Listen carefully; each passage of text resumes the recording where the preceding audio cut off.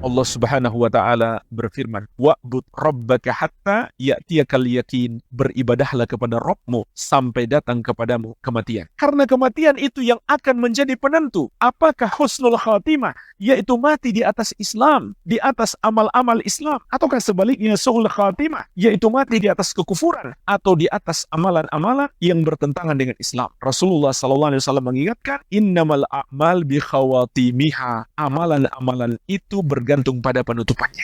Jadi bagaimana nasib kita di akhirat bergantung pada akhir amalan kita. Jadi jemaah sekalian, jangan sampai kita lepaskan Islam sedikit pun, karena kita tidak tahu tatkala kita melepaskan Islam, mungkin malaikat maut sudah mengincar kita. Dan kita semua harus takut, harus selalu khawatir, jangan sampai hidayah ini terlepas dari kita. Karena faktanya, subhanallah jemaah sekalian, ada orang yang sudah tua, mungkin tidak lama lagi dia mati, meninggalkan kehidupan dunia ini, tapi dia kemudian murtad keluar dari Islam. Allah Subhanahu wa taala mengingatkan kita, "Ya ayyuhalladzina amanu taqullaha haqqa tuqatih wa la tamutunna illa wa antum muslimun." Wahai orang-orang yang beriman, bertakwalah kepada Allah dengan sebenar-benar ketakwaan, dan jangan sekali-kali kamu mati kecuali kamu sebagai umat Islam. Dan jemaah sekalian ketahuilah, Islam ini bukan agama baru yang dibawa oleh Nabi Muhammad SAW. Islam ini adalah agama seluruh para nabi dan rasul. Perhatikanlah wasiat para nabi dan rasul kepada anak-anak mereka.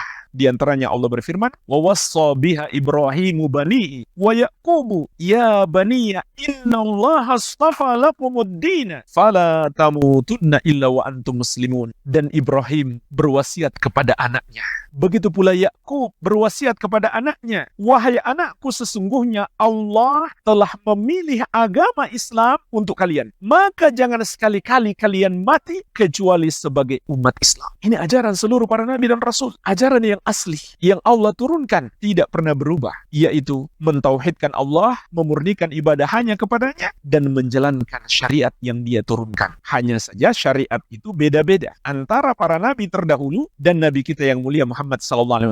Tapi intinya sama, ajaran Islam. Yang inti pokoknya dua, mentauhidkan Allah, memurnikan ibadah hanya kepadanya, dan menjauhi kesyirikan, menjauhi semua dosa-dosa yang dapat membatalkan Islam, apakah kesyirikan maupun kekufuran. Yang kedua, mengamalkan syariat yang Allah turunkan. Bagaimana kita beribadah harus sesuai dengan syariat Allah. Dan bagi kita umat akhir zaman, syariat yang kita amalkan adalah yang diturunkan kepada nabi kita yang mulia Muhammad sallallahu alaihi wa ala alihi wasallam. Inilah jemaah sekalian, kunci keselamatan kita. Kalau kita hidup bersama Islam dan kita menghadap Allah membawa Islam, maka kita pasti selamat.